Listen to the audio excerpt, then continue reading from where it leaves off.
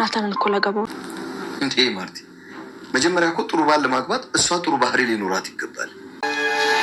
እኔም ቅጣቴን አንቺም ልጅሽን የምታገኝበት ቀን ደርሶ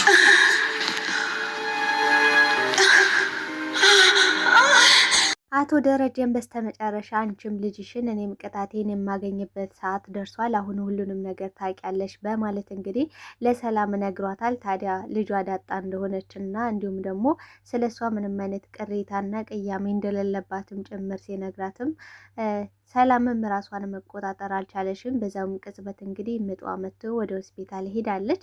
በሌላ በኩል እንግዲህ ኤቢ አሁን ላይ ቤቱን እየረበሸሽው እያወቀች ነው የምትገኘው። ምክንያቱም ናታን በፍጹም አበጌንን ልወዳት አልችልም፣ አበጌል ጋር ትዳርም ልመሰርት አልችልም በማለት ለአባቱና እንዲሁም ደግሞ ለአቶ ደረጀ ለወይዘሮ ማርታ ለቤተሰቡ ሙሉ ተናግረዋል። ታዲያ ይሄ ነገር ደግሞ አበጌን አሳብዷታል። ስለዚህ ዳጣን እገላታለሁ በማለት ሲጥ አድርጋ እንግዲህ አንቃታለች። በሌላ በኩል አቶ ደረጀ የሴት ልጅ አባት ሁኜ ነገር ግን ወንድየውን ልጄን ልታገባት ትፈልጋለህ ወይ ብዬ ጠይቄዋለሁ። ከዚህ በኋላ ግን እኔ በዚህ ጉዳይ ላይ ምንም እጄ የለበትም በማለት ለማርታ ነግሯት ነበረ። ታዲያ ማርታም ያለችው አይ ምንም ችግር የለውም እኔ ከአባቱ ጋር አወራለሁ፣ አባቱ ደግሞ ከሚለው ነገር ላይ ናታን አባቱን ይሰማዋል በማለት ነበረ የተናገረችው። ታዲያ አሁን ላይ ናታን እያላት ያለው ዳጣን በቃ እናትና አባታችን አሁን ላይ እነሱ ጣልቃ ከገቡበት አስቸጋሪ ነው የሚሆነው። ስለዚህ ይሄ ነገር እያመረረ ነው፣ እንዴት ነው የምናደርገው በማለት እንግዲህ ጭንቀቷን እየነገረችው ነበረ።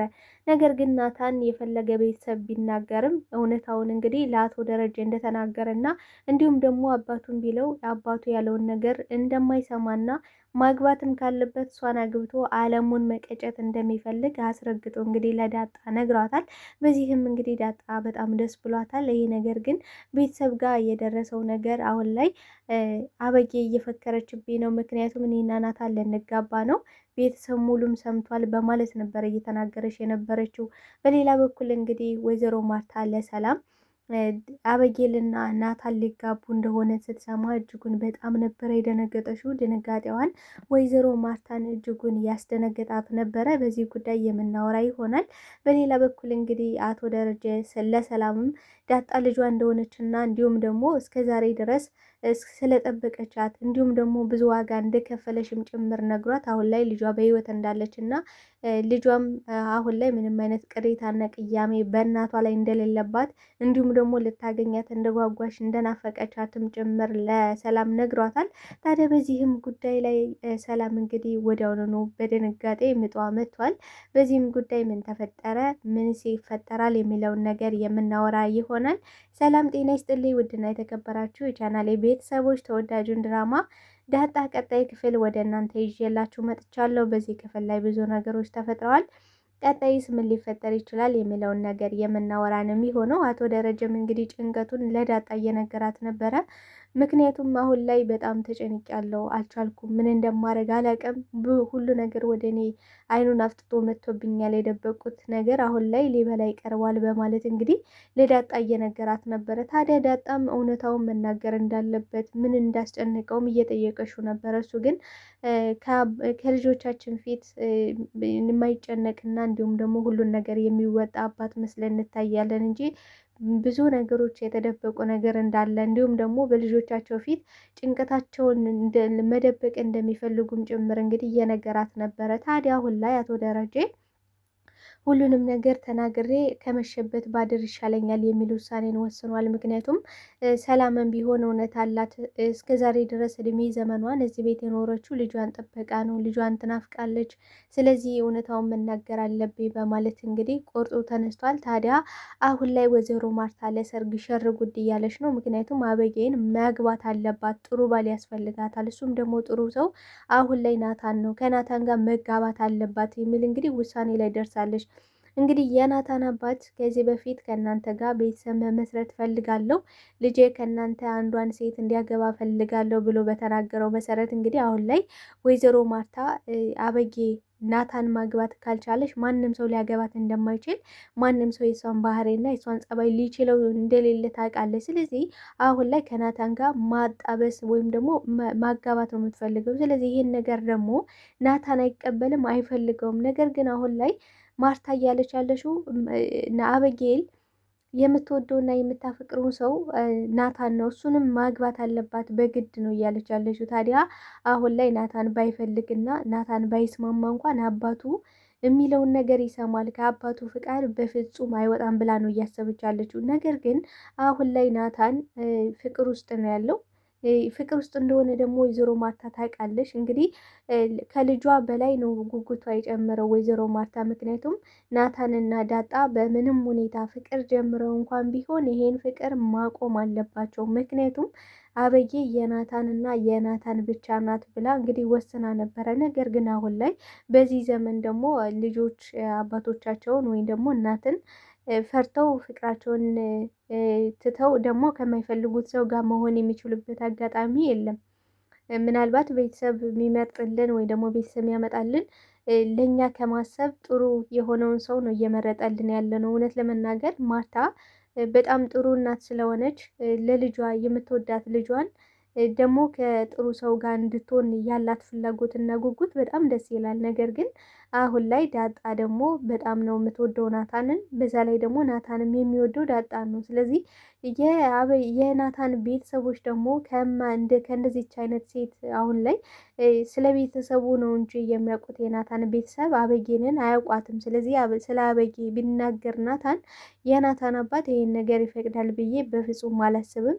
ሲቀጥልም ደግሞ አሁን ላይ ናታን ማግባትም ካለብኝ አንቺ ጋር እድሜ ዘመኔን አግብቼ አለሜን እቀጫለሁ እንጂ አበጌል የምትባል ሴት በህይወቴ ልትኖርም ኑራም አታውቅም በማለት እንግዲህ ለዳጣ እየነገራት ነበረ። ይህ ነገርም ለዳጣ እጅጉን በጣም አሳስቧት ነበረ። ምክንያቱም አሁን ላይ እና አባዬ ይህን ነገር እጃቸው ከገባበት ነገሩ ስሬስ ነው ማለት ነው፣ ማለት ስሪዝ ኬዝ ነው ማለት ነው። ይሄ ነገር በጣም እያመረረብኝ ነው፣ እንዴት ነው ምን ሆነው በማለት ለናታን እየነገረችው ነበረ። ታዲያ ናታንም እንዴ አትስ ምንም እንዳትሰጊ፣ ምንም ቢፈጠር እንወጣዋለን፣ እውነታውን መናገር ካለብን እውነታውን ተናግረን እንጋፈጣለን ብሏል። ናታን እዚህ ጋር የተሳሳቱት ነገር አበጌል ማለትም ዳጣና ናታን ይህን ነገር ፍቅራቸውን ለአቶ ደረጀ መናገር ነበረባቸው ብዬ ነው የማስበው። ምክንያቱም አሁን ላይ ደረጀ መጀመሪያ ላይ እውነቱን በቃ ዳጣ ጋር ያላችሁ ግንኙነት ምንድን ነው? ታፈቅራታለህ ወይ? ምንድናችሁ ብሎ ሲጠይቀው አይ ፍቅረኛሞች ነን እንዋደዳለን ብሎ ቢናገር ኑሮ አሁን ላይ አቶ ደረጀ ይህን ነገር ጥያቄ አበጌል ጋር መሆን ትፈልጋለህ ወይ የሚል ጥያቄን አያመጣበትም ነበረ። እሱም ምን ብሎታል እንግዲህ አበጌልን ትወዳታለህ ወይ? እሷ ጋር አብረህ ለመኖር ትፈልጋለህ ወይ ሲለው በጭራሽም ይህን ነገር በፍጹም አላደርገውም። ምክንያቱም አበጌልን እኔ ወድጃትም አፍቅሪያትም አላቅም። ከእህትነት በዘለለ በሌላ ነገር ተመልክቻት አላቅም። ደግሞም አልወዳትም አላፈቅራትም ሲለው እንግዲህ አቶ ደረጀ ከውን ያለው በቃ ይቅርታ ናታን፣ እኔ እኮ ማርታ ስላለች ነው እንጂ ይሄን ነገር ላስጨንቅ ወይ ደግሞ ላስገድድ ፈልጌ አይደለም። ግን የሆነ ነገር ብታይባችሁ ይሁን አላቅም፣ ብቻ ማርታ ነው ያሳሳተሽ ሲለው አይ ናታንም በጣም ይቅርታ አደርግልኝ አባዬ፣ ምክንያቱም እኔ እንደዚህ ልል ፈልጌ አይደለም፣ ግን ደግሞ የእውነታውን ማወቅ ስላለብን ነው ብሎ እንደነገረው ከዚህ በፊትም ዳጣን እወዳታለሁ አፈቅራታለሁ ብሎ ሊናገር ይችል ነበረ። ያን ነገር ቢናገር ኖሮ ምናልባትም ለሱ ይሄ ነገር ጠቃሚ ነው ብዬ አስባለሁ። በእርግጥ ናታን ይህን ነገር ቢናገር ኖሮ አበጌል እስከ ዛሬ ድረስ እዛ ቤት አታስቀምጣቸውም፣ ናታንንም እንዲሁም ደግሞ ዳጣንም። ወይዘሮ ማርታም ይህን ነገር ፈቅዳ ከዛ ቤት ዳጣና ናታን እንዲኖሩ የምትፈቅድ አይመስልም። በእርግጥ ወይዘሮ ማርታ በጣም ጥሩና ቀና አስተሳሰብ ያላት እንዲሁም ደግሞ ለልጇ ጥሩ ነገር የምትመኝ በቃ ማንኛውም እናት ልጇ ጥሩ ህይወትና ጥሩ ትዳር እንድትኖር ከመፈለግ የተነሳ ነው አሁን ላይ ማርታ ይሄን ነገር ከናታን ጋር የግድ አብራ መሆን አለባት። ምክንያቱም እንደ ናታን ያለ ባል ነው የሚያስፈልጋት እያለች ያለችው። ታዲያ አሁን ላይ አቶ ደረጀ እያለ ያለው ምንድን ነው እንዴ? ሰው የሚመስለውን ሰው ነው የሚያገባው። ናታን ደግሞ የዚችን ሴት ጋር አብሮ መኖር አይፈልግም። ሁሉም ሰው እኮ ጥሩ ሰው ይፈልጋል። እሷ ደግሞ አበጌን ደግሞ በዚህ ጸባዩ ማንም ችሎ እሷ ጋር የሚኖር ሰው የለም ነው እያለ እየነገራት ያለው። ታዲያ ወይዘሮ ማርታም ሰላምን ልትነግድ የምትፈልጊው ምስጢር ነበረ። ታዲያ ለምንድን ነው ማትነግድ እያለች እንግዲህ እየጠየቀሻት ነበረ። እንግዲህ ሰላምን ረስታው ነበረ እና ማለትም ያው አቶ ደረጀ ማስጠንቅቋት ነበረ። እኔ እውነቱን ሀቁን እነግርሻለሁ፣ ግን ደግሞ ለማርታ መናገር የለብሽም። ለማርታ በተነገርሻት ሰዓት ማርታ ምናልባትም ልትሞትብሽ፣ የሆነ ነገር ልትሆንብሽ ትችላለሽ።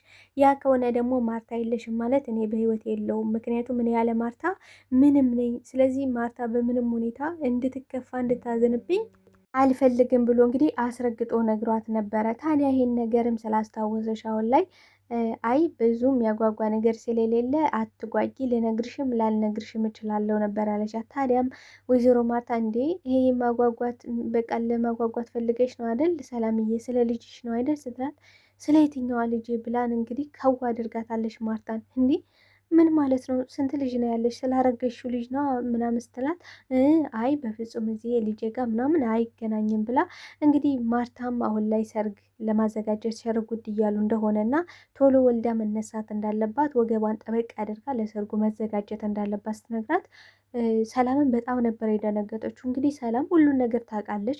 ናታንና እንዲሁም ደግሞ ዳጣ እንደሚዋደዱ እንደሚፋቀሩ፣ እሷ ራሱ አብረው ሁለታቸው እንዲኖሩ እንዲሁም ደግሞ ፍቅራቸውን መደበቅ እንዳለባቸው፣ ምክንያቱም የተደበቀ ነገር ያማረ ፍሬ ያፈራል። ስለዚህ ፍቅራችሁን አሁን ላይ እውን ማድረግ የለባችሁም። በተለይ ደግሞ ከአበጌል ፍቅራችሁን መደበቅ አለባችሁ። ምክንያቱም አበጌል ይህን ነገር ካወቀሽ ሁሉንም ነገር ታበላሽባቸዋለሽ እያለች ስትመክራቸው ሁለቱ እንዲቀራረቡ አንድ እንዲሆኑ ናታንን ስትገፋፈው ነበረ። በቃ ዳጣን እንደዚህ በላት እንደዛ በላት፣ እሷ የምትፈልገው እንደዚህ ነው፣ እሷ የምትወደው እንደዚህ ነው እያለች እንግዲህ ብዙ ነገሮችን አፕሪሼት ስታደርጋቸው የነበረ እንዲሁም ደግሞ እንደ እናት ዳጣንም ደግሞ ስትገፋፋት ነበረ። እንደ ናታን ያን ልጅ በፍጹም ከዚህ በኋላ አታገኝም። ስለዚህ ናታን በምንም ሁኔታ ሊያመልጥሽ አይገባም። አንዷን መጥለፍ አድርጋ ሳትወስድብሽ የራስሽ አድርጊ እያለሽ ብዙ ነገሮችን ስትመክራት ነበረ። ታዲያ ይሄ ነገር አሁን የማርታ አነጋገር በጣም ነበር ያስደነገጣት። ቆይ አበጌ የምታገባው ማንን ነው ስትላት፣ እንግዲህ ናታንን ነው እንዲህ ስትል፣ አዎ ናታንን። እንዴት አወቅሽ? እንዲህ ነግረውሽ ነበር እንዴ? ማለት ሲወሩ ሰምተሽ ነው? የሆነ የተደበቀ ነገር ሰምተሽ ነው ስትላት፣ አረ በፍጹም አልሰማውም። እንዲህ እኮ ናታንና አበጌ ብላለች። እሷ ራሱ አስገርሟታል ሰላምን። ስለዚህ አዎ ናታንና አበጌ አይገርምሽም? ናታን በጣም ጥሩ ልጅ ነው፣ ልጅም ደግሞ ወርቅ ልጅ ነች፣ ስለዚህ ይገባታል ብላለች። ይሄ ነገርም በጣም ስላስደነገጣት ሰላም ተነስታ ነበረ የሄደችው። ምክንያት ለማመን የሚከብድ ነገር ነበረ እዛ ጋ እንግዲህ ማታ ስትናገር የነበረው። ታዲያ አሁን ላይ አቶ ደረጀ በቃ እውነታውን ዛሬ ፍርጥርጥ አድርጌ እነግርሻለሁ፣ ማወቅ ያለብሽ ስለ ልጅሽ፣ አሁን ላይ ልጅሽ በህይወት አለሽልሽ፣ አንቺ ደግሞ ልጅሽን እንደምትጠብቂያትና አሁን ላይ በጉጉት እንደምትጠብቂ አውቃለሁ። አንቺ ደግሞ በጣም ጀግና እናት ነሽ።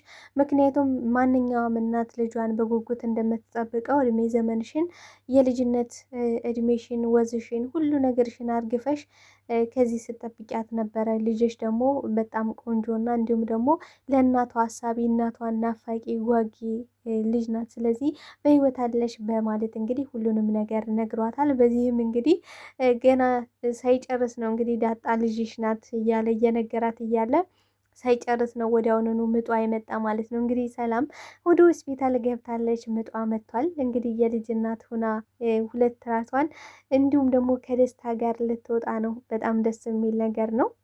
እስኪ በዚህ ሀሳብ አስተያየታችሁን በኮሜንት ሴክሽን ላይ አስቀምጡልኝ ተወዳጆቼ። አቶ ደረጀ በስተመጨረሻም ቢሆን እውነቱን ስለነገራት በጣም ደስ ብሎኛል። በእውነት ሰላም ይገባታል ስለ ልጇ ማወቅ፣ ስለ የልጇን መብት እንደዚህ እውነቱን ማወቋ በጣም ጥሩ ነው ብዬ ነው የማስበው። እስኪ ሀሳብ አስተያየታችሁን በኮሜንት ሴክሽን ላይ አስቀምጡልኝ ተወዳጆች። አብራችሁኝ ስለነበረን ቆይታ እጅግ አድርጌ አመሰግናለሁ። ስለምታበረታቱኝም ጭምር። ለቤት አዲስ ከሆናችሁ ቤትን ሰብስክራይብ በማድረግ ቤተሰብ እንድትሆኑ በአክብሮት ጠይቃለሁ። ባይ ባይ ተወዳጆቼ።